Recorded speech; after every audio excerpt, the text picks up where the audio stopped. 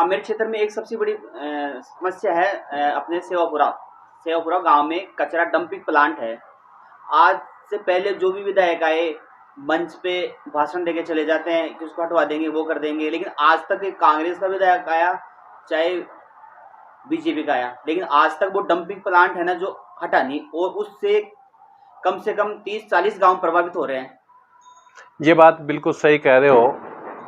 मैंने भी वहाँ जाकर के देखा, लोगों की हालत बड़ी ख़राब है वहाँ पर।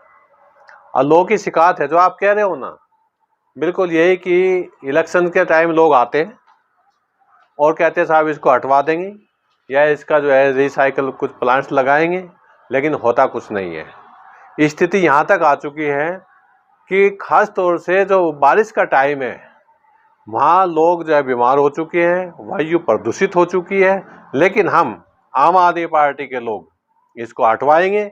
हमने दिल्ली में भी कचरे के ढेर पर इलेक्शन लड़ा है और हम इसको 100% यहाँ से हटवाएंगे। मुझे चाहिए लोगों का साथ, और लोग साथ देंगे तो क्या मुश्किल है हमारे लिए काम करना।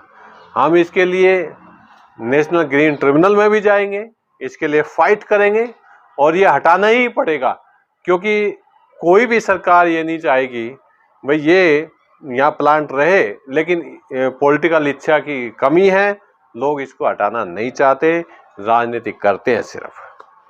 अच्छा, इसी तरह की एक और समस्या है मानपुरा माचड़ी गांव में।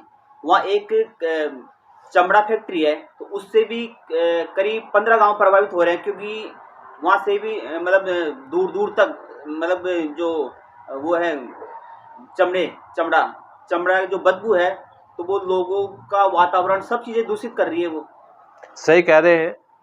मैंने उस पूरे एरिया को कई बार देखा है, गया हूँ, लोगों से मैंने जाना है।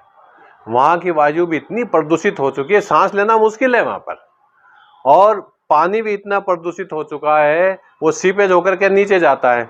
इसके लिए लोगों ने कई बार आंदोलन किए, लेकिन कोई भी ऐसा पॉलिटिकल जो सक्षम आदमी था वहाँ पर, जो एमएलए रहे हैं या और दूसरे लोग थे, उन्होंने कोई ऐसी पहल नहीं की कि यहाँ से हट जाए। हम उसके लिए पहल करेंगे और लोग वहाँ स्वच्छ वातावरण, स्वच्छ वायु देंगे। सर, आप ये क्या गारंटी लेते हो कि हटवा दोगे इसको? देखो, जब कोई भी प्लांट लगता है ना, चाहे कोई डंपिंग प्लांट हो, और ये जो है मानपुरा माचेड़ी वाला एक रिको का एक प्लांट है, एक तरह से रिको का एरिया है उसको, तो चमड़ा उद्योग उसको बनाया गया था, तो उसकी कुछ गाइडलाइन होती है।